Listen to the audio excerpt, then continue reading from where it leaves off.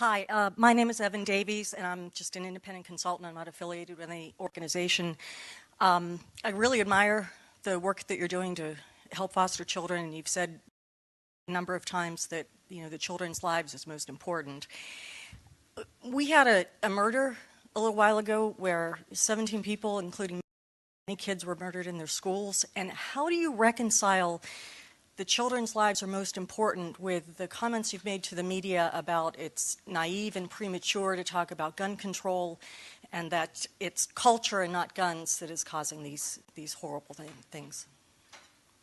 I'll tell you exactly how I reconcile that. First of all, a month ago in Kentucky, we had a very similar situation.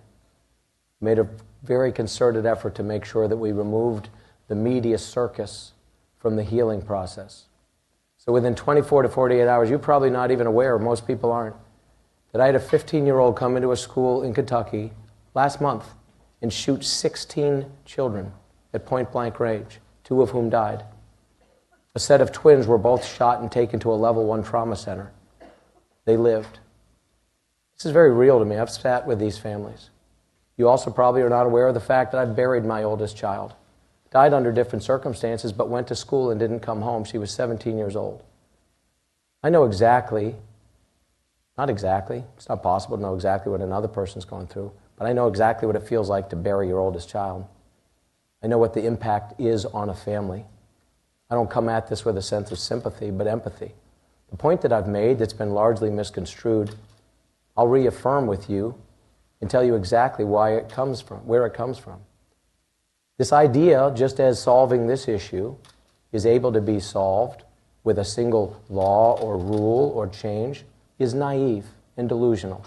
And so we shouldn't allow ourselves to entertain naive and delusional thoughts. It is part of a broader construct, just as this issue is. And the point that I made, that I'll reiterate, is that if we think that a part of what we are seeing is not a cultural problem, we're kidding ourselves. And the point that I've made is this. What has shifted in the last 10, 20, 30, 40, 50 years? It's not the percentage of guns that we find in homes. And you can give me a statistic that there's now more guns. Fair enough, I'll submit that that may be true. I'm not going to argue with you. But the reality is there's fewer homes that have guns in them than there were 50 years ago when children didn't walk into schools and shoot themselves and shoot each other. That's a fact. You can confirm that.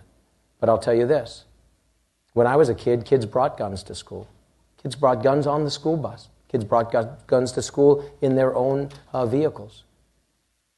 Kids didn't shoot each other with them. So some things have not changed. What has changed?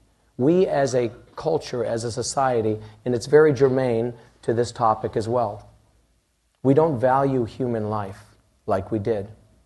We remove increasingly respect for the dignity of other people.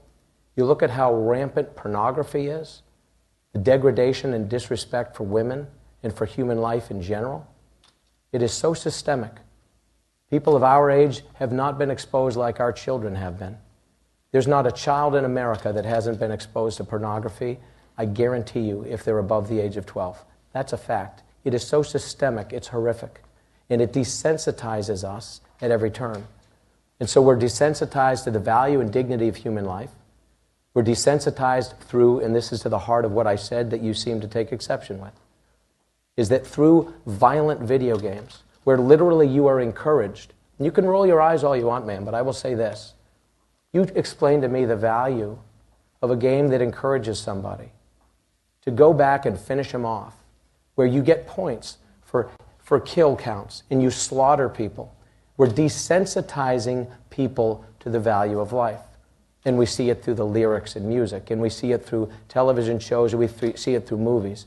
We see it in the fact that the mores of this nation have changed. And we see it through the fact that we increasingly want to remove any sense of moral authority from everything. I'll tell you again, we could have 1,000 sidebars, and you could agree or disagree as it relates to what I'm about to say.